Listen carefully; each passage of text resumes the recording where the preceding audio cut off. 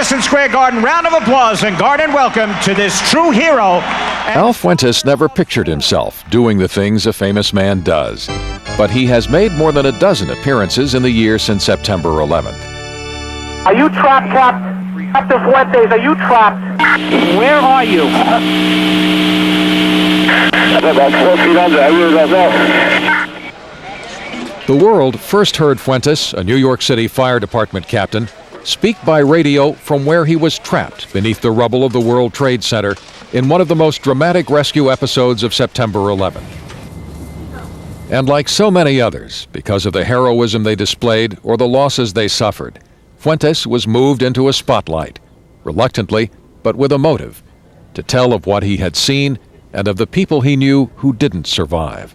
Many people, in order to tell their stories, became reluctant celebrities in a way, did they not? Well, I'm not a celebrity, but certainly I would just like to tell how, to at least tell the public how wonderful these people were, and how they should be glad they walk around their midst. This mix of becoming a public figure while undergoing a long and painful private recovery has had a profound effect on his life. More so because his story encompasses so many of the ideals and words and images we have come to associate with September 11th. He was, first of all, an immigrant who came to the United States from Ecuador at the age of 8 to achieve a better life with his family. And he did. He rose through the ranks of the fire department to become a captain in the Marine Division.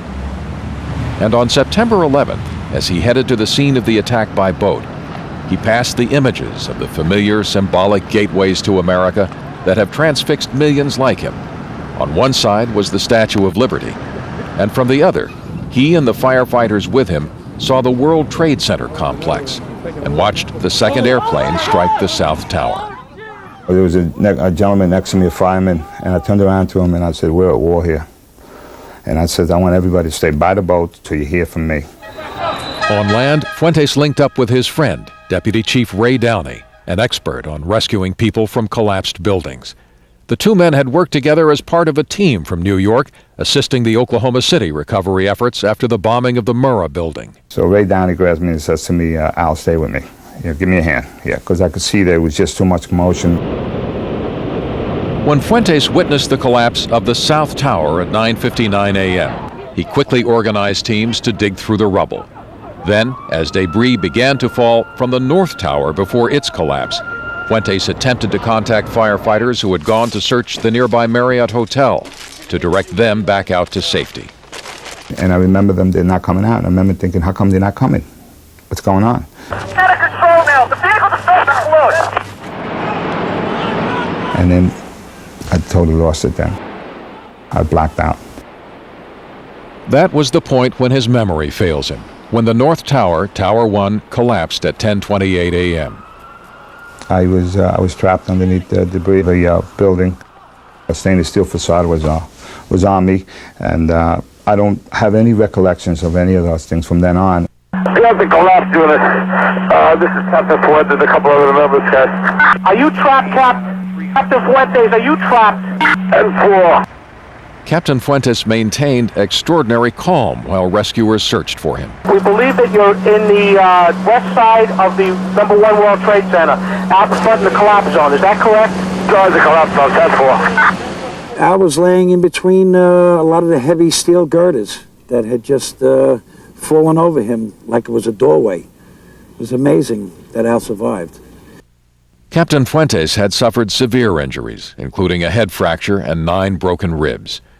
What he didn't know was that he had become one of the heroes of September 11th, that recordings of his measured exchanges with the dispatcher trying to pinpoint his location would be played repeatedly on radio and television. And what he wouldn't remember was the reason why he had suddenly become so famous. I don't have any recollections. I've been trying for 8 months to recall that, and I can't recall that at all. What's the first memory that you have after having blacked out in the rubble at the World Trade Center? Once they started taking me out of the drug-induced coma,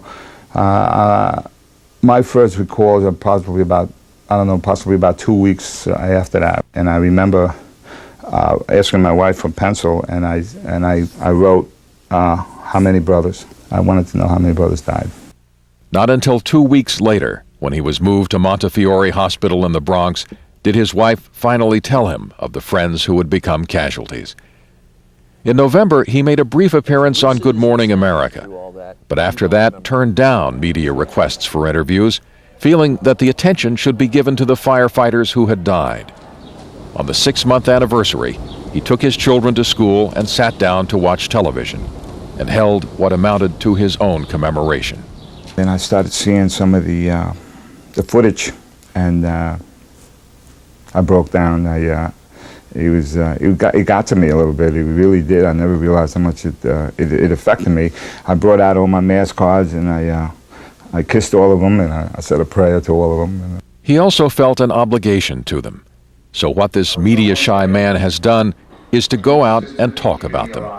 Here at a lunch where he thanked nurses who had helped care for him, here to his daughter's class at the end of the school year, and once privately when he went to Ground Zero as the cleanup ended to talk with Ray Downey and his other friends who had died on September 11th. Basically, I told him, I said, say hi to my other friends. To talk to everybody, make sure everybody's okay.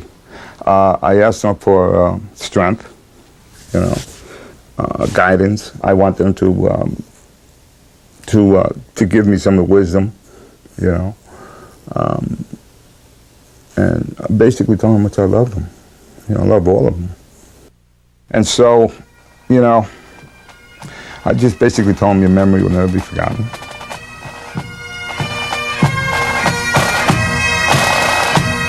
So it was on behalf of the friends he lost that Captain Fuentes became a kind of reluctant celebrity, whose strength as a public speaker is in the clarity of his message. He is a man who has no memory of the ordeal and the rubble that made him famous. But like so many who survived, he is a caretaker of the memories of others. Please, never forget 9/11. Never forget the brothers and the rescuers who did the ultimate. Bob Brown, ABC News, New York. Bob Brown, ABC News, New York.